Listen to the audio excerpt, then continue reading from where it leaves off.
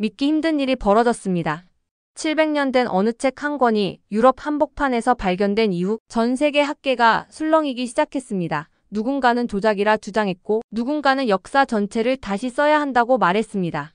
그리고 한 박물관 큐레이터의 평범했던 인생은 그 책과 마주한 순간부터 완전히 바뀌기 시작합니다. 대체 이 책엔 무엇이 숨겨져 있었던 걸까요? 지금부터 당신이 몰랐던 가장 오래된 진실 속으로 들어갑니다. 영상 시작 전 좋아요와 구독으로 더 좋은 영상 만들기 응원 부탁드릴게요. 저는 에바라고 합니다. 독일 베를린에서 20년 넘게 박물관 큐레이터로 일해온 47세 여성입니다. 제 인생은 늘 역사와 문화재 속에서 흘러왔어요. 저는 독일의 위대한 발명가 요하네스 구텐베르크를 늘 자랑스럽게 생각했죠. 1450년 그가 금속활자 인쇄술을 완성하면서 인류는 중세의 어둠에서 벗어나 지식의 빛을 볼 수 있었어요. 저는 그 사실을 늘 당연하게 믿어왔습니다. 구텐베르크는 제게 독일의 자부심이자 인류 문명의 이정표 같은 존재였죠. 그런데 그날 모든 게 바뀌기 시작했어요. 베를린 프리 유니버시티에서 열린 역사 세미나에 참석했었죠. 그 세미나는 유럽의 인쇄술 역사에 대한 주제로 저 같은 큐레이터나 역사학자들에게는 아주 중요한 자리였어요.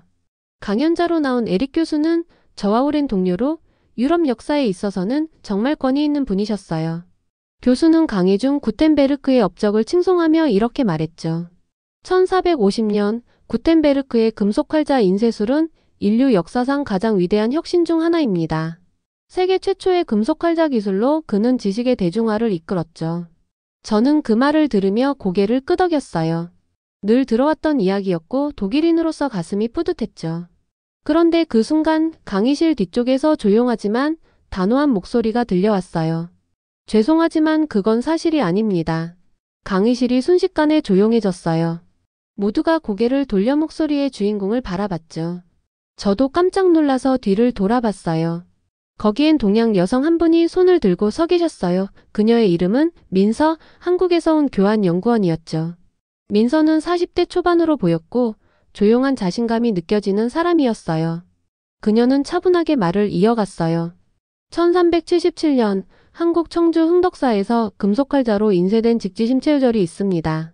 구텐베르크보다 무려 100년이나 앞섰죠.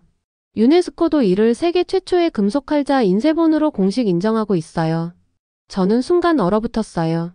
심장이 쿵쾅거리기 시작했죠. 뭐야, 이게 무슨 소리야? 라는 생각이 머릿속을 가득 채웠어요.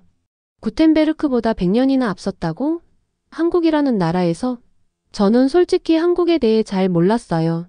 그저 동양의 작은 나라, 전통적인 문화가 있는 곳 정도로만 생각했죠. 그런데 그 나라가 구텐베르크보다 먼저 금속활자를 만들었다고요? 받아들이기 힘들었어요. 강의실에 있던 다른 사람들도 웅성거리기 시작했어요. 어떤 사람은 그게 정말이야? 라며 동료와 속삭였고 또 다른 사람은 처음 듣는 이야기네라며 고개를 갸우뚱했죠.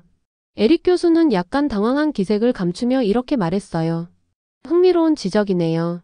하지만 오늘 주제는 유럽의 인쇄술이니 이 부분은 나중에 더 논의해봅시다.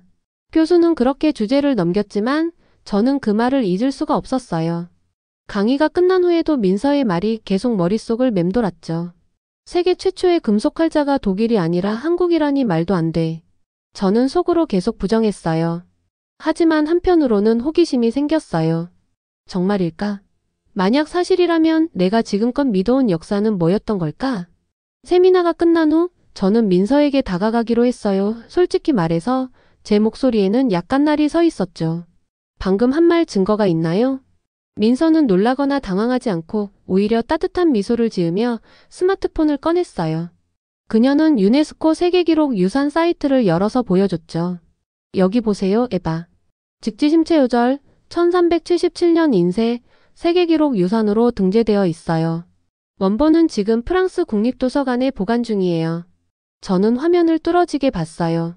정말이네요. 유네스코 공식 자료에 명확히 나와 있었어요. 직지심체유절 세계에서 가장 오래된 금속활자 인쇄본이라고요.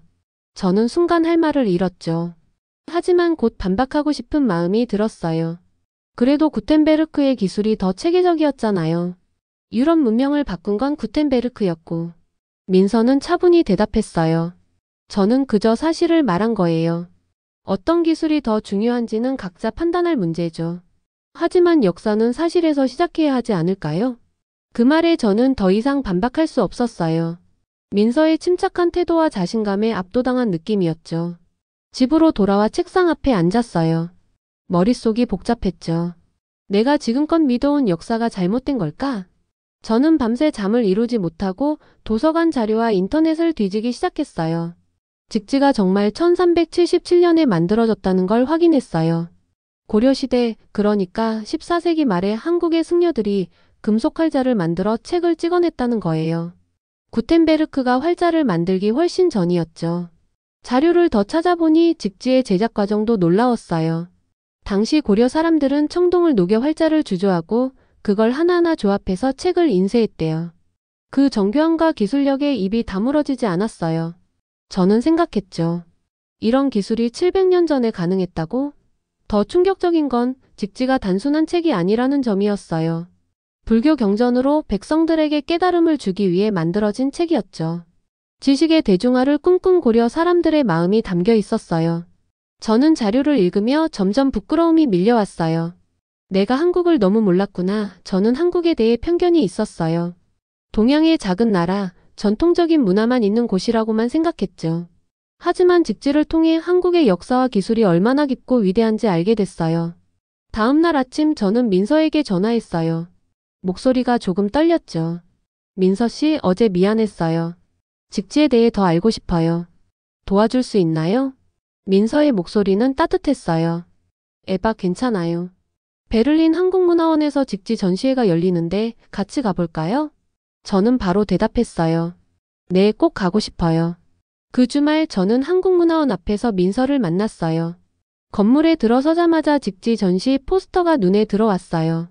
세계 최초의 금속활 자본, 직지심체유절이라는 문구가 적혀 있었죠.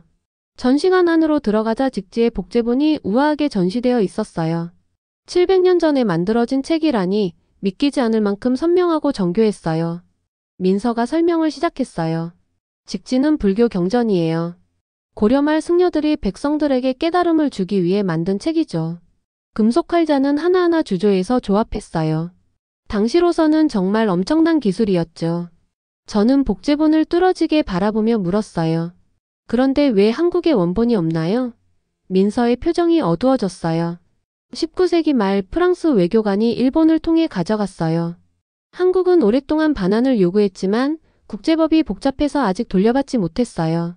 저는 그 말을 들으며 묘한 죄책감이 들었어요. 유럽이 식민지 시절에 다른 나라의 유물을 가져간 사례가 많다는 걸 알았지만 이렇게 직접 들으니 마음이 무거웠어요. 민서가 말을 이어갔어요. 직지는 단순한 책이 아니에요. 백성들에게 지식을 주려는 마음이 담겨 있어요. 구텐베르크도 훌륭했지만 직지는 그보다 100년 앞서 지식의 대중화를 꿈꿨죠. 저는 고개를 끄덕였어요.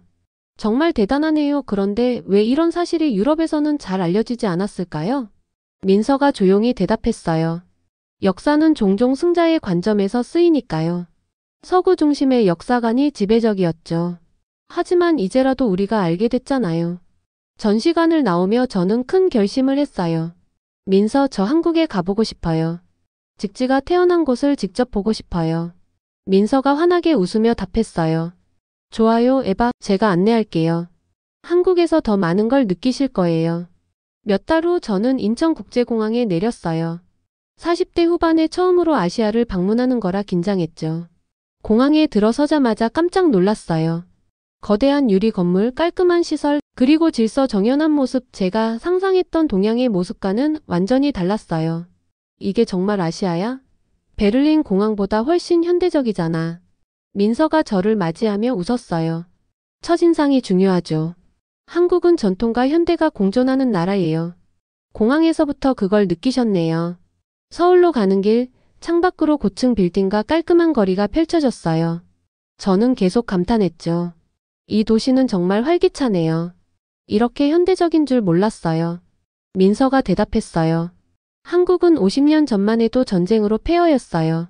하지만 한강의 기적이라고 불리는 경제 발전을 이루면서 이렇게 변했죠. 저는 고개를 끄덕였어요. 정말 대단하네요. 이런 역사를 더 알고 싶어요. 첫날 밤 민서가 저를 한정식 식당에 데려갔어요. 테이블에 반찬이 가득 차려졌어요. 된장찌개, 김치, 갈비, 나물. 저는 숟가락을 들며 물었어요. 이렇게 많은 음식을 어떻게 다 먹어요? 민서가 웃으며 설명했죠. 조금씩 맛보는 거예요. 한국 음식은 나눔의 문화예요.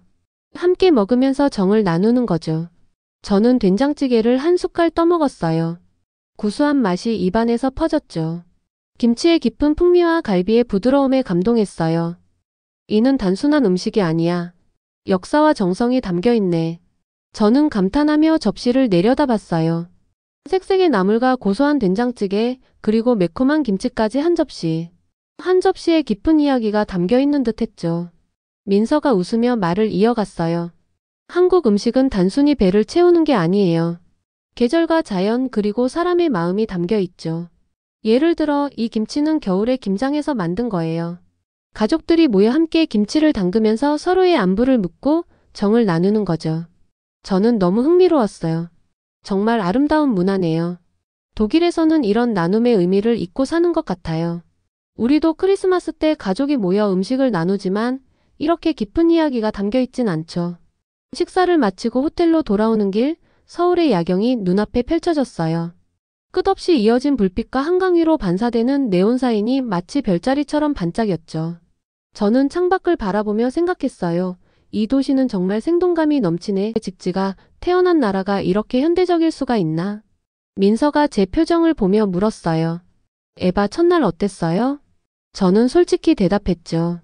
솔직히 말해서 제가 생각했던 한국과는 완전히 달라요. 더 현대적이고 더 따뜻한 느낌이에요. 내일이 더 기대돼요. 민서가 미소 지으며 대답했어요. 좋아요. 내일은 한국의 전통을 더 깊이 만나볼 거예요. 경복궁과 인사동으로 갈 거예요. 그날 밤 호텔방에서 잠이 오지 않았어요. 창밖으로 보이는 서울의 불빛을 보며 생각했죠. 내가 왜 이 여정을 시작했을까? 단순히 직지 때문만은 아니야. 뭔가 더 큰 의미가 있을 거야. 다음날 아침 민서와 함께 경복궁으로 향했어요. 서울 도심 한가운데 자리 잡은 경복궁의 입구에 들어서자마자 웅장한 건축물의 입이 벌어졌죠. 고풍스러운 기와 지붕과 화려한 단청, 그리고 그 뒤로 보이는 북악산의 풍경이 한 폭의 그림 같았어요. 여기가 경복궁이에요? 저는 감탄하며 물었죠. 민서가 설명했어요. 네, 조선시대의 중심 궁궐이에요. 직지가 만들어진 고려 시대와는 다른 시기지만 한국의 역사가 이어져 온 곳이죠. 이곳에서 왕들이 나라를 다스렸고 백성들을 위한 정책을 고민했어요. 저는 궁궐 안을 걸으며 계속 감탄했어요. 근정전이라는 정각 앞에 서자 그 웅장함에 압도당했죠. 여기서 왕이 신하들과 회의를 했나요? 맞아요. 중요한 의식을 치르거나 나라의 큰일을 논의하는 장소였죠. 단청의 색감이 아름답죠?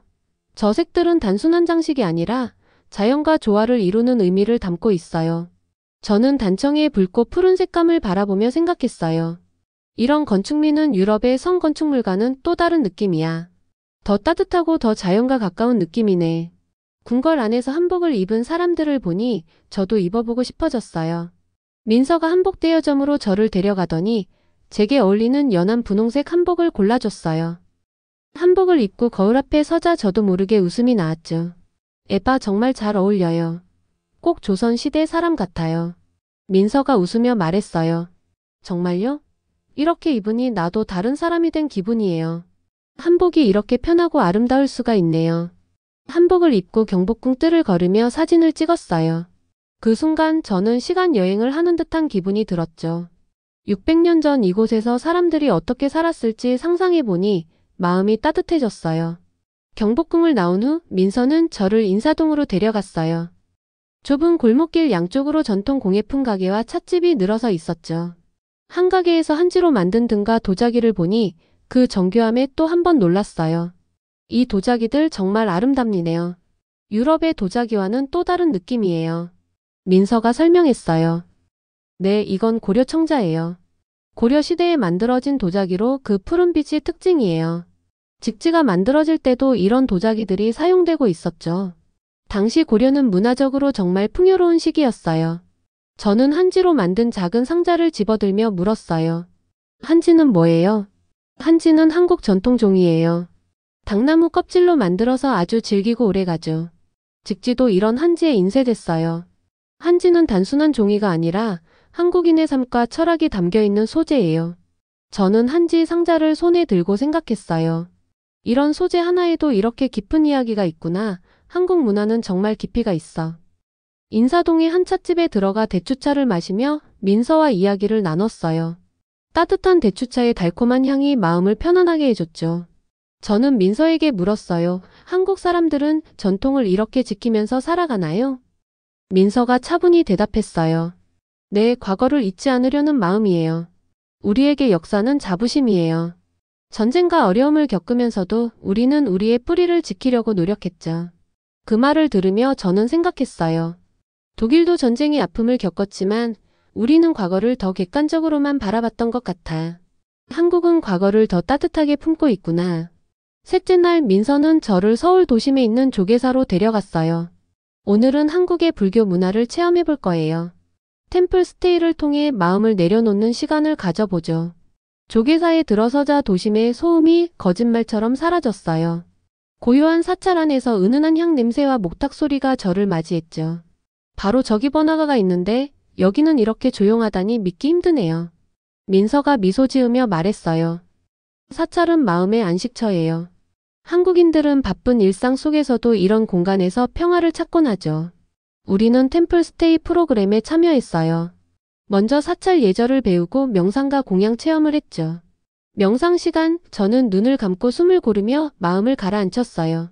스님이 말씀하셨어요. 마음을 비우세요. 욕심과 집착을 내려놓고 지금 이 순간을 느껴보세요. 저는 깊이 숨을 들이쉬며 생각했어요. 내가 왜 직지에 끌렸을까? 단순한 호기심이 아니야.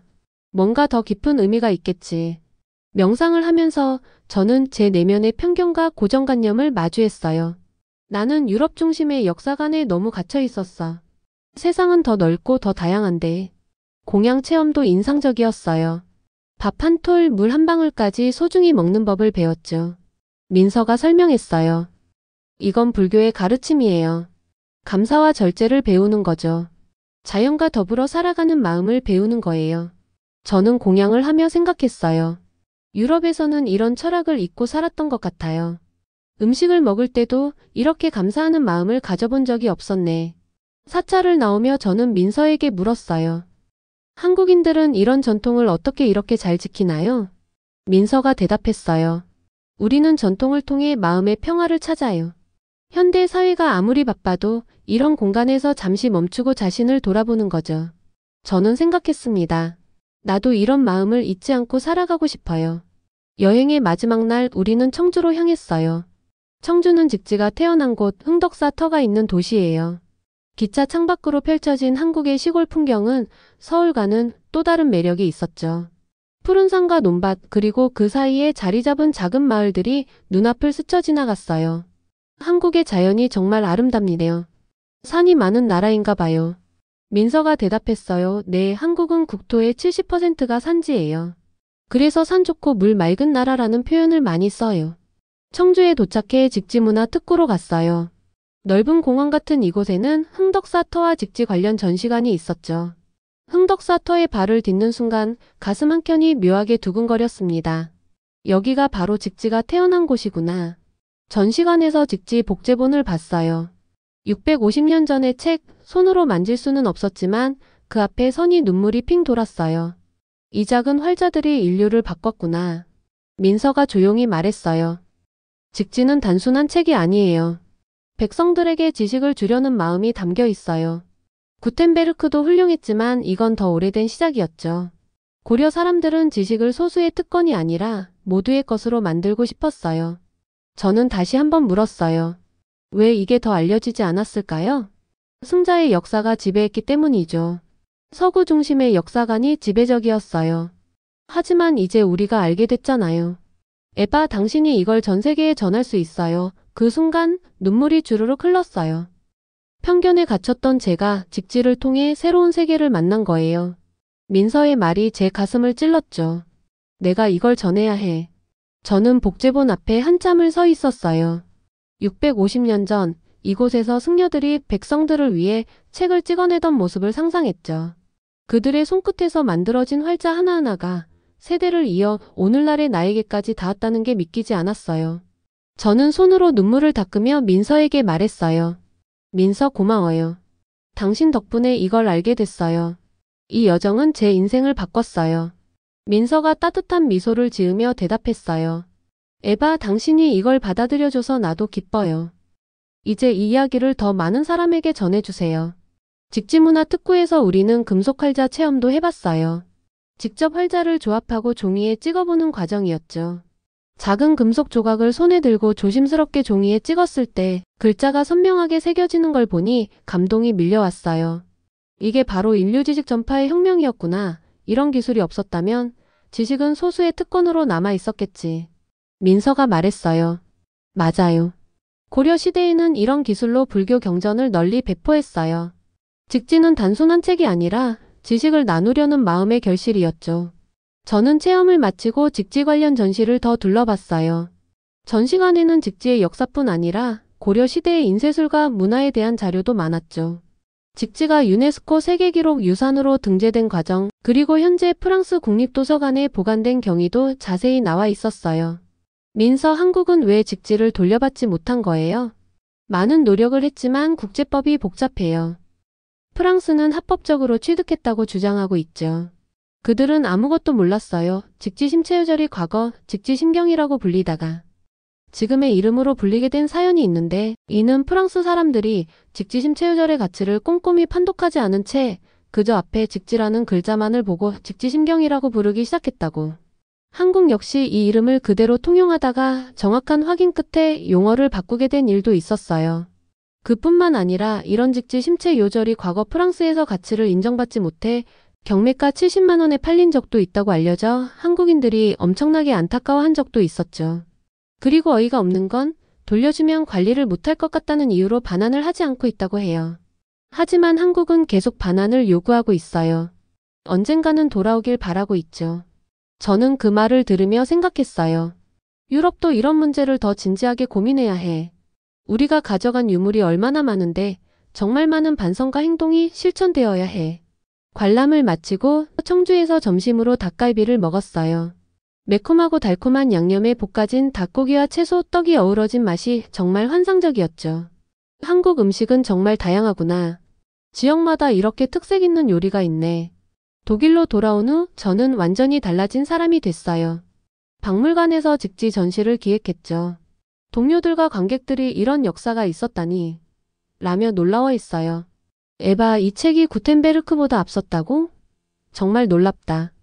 한국이라는 나라가 이렇게 대단한 기술을 가지고 있었다니 처음 알았어요. 저는 전시를 준비하며 직지의 의미를 더 깊이 알렸어요. 직지는 단순한 책이 아니에요. 지식을 나누려는 마음, 백성들을 위한 사랑이 담겨 있어요. 민서와는 계속 연락하며 우정을 이어갔어요. 민서가 보내준 한지로 만든 노트에 저는 매일 생각을 적었죠. 역사는 한쪽만 보면 안 돼. 진실은 우리가 찾아야 해. 저는 이제 매년 한국을 방문할 계획이에요. 다음엔 제주도와 부산도 가보고 싶어요.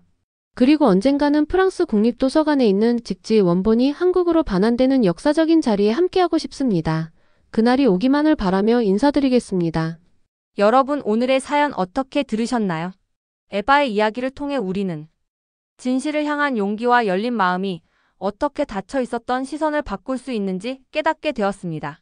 에바의 고정관념은 오랫동안 쌓여온 서구 중심의 역사 인식 속에 갇혀 있었지만 직지심체 요절과의 만남은 그녀로 하여금 보이지 않던 가치를 직접 마주하고 새로운 진실을 발견하게 해주었습니다.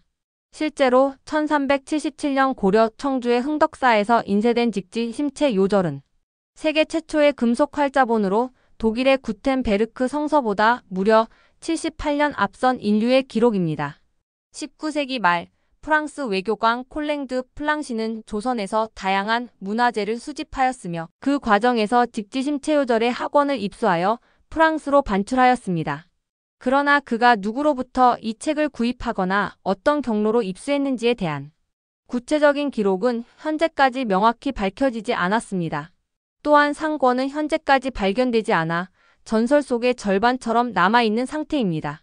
현재 직지심체 요절 학건의 원본은 프랑스 국립도서관에 보관되어 있으며 대한민국은 이 위대한 문화유산의 가치를 세계에 알리고 원본 반환을 정중하게 요청하는 노력을 계속해오고 있습니다. 에빠는 이제 집지를 박물관 속 책이 아니라 잊혀졌던 진실을 다시 빛나게 하는 증거로 바라보게 되었고 그녀의 변화는 곧 우리 모두에게 던지는 메시지이기도 합니다. 여러분의 생각이 궁금합니다. 댓글로 여러분의 생각을 남겨주세요. 그리고 오늘도 빛나는 직지 심체 요절의 위상처럼 빛나는 하루 보내세요. 영상 재미있게 보셨나요? 이 영상이 마음에 드셨다면 구독과 좋아요 부탁드릴게요.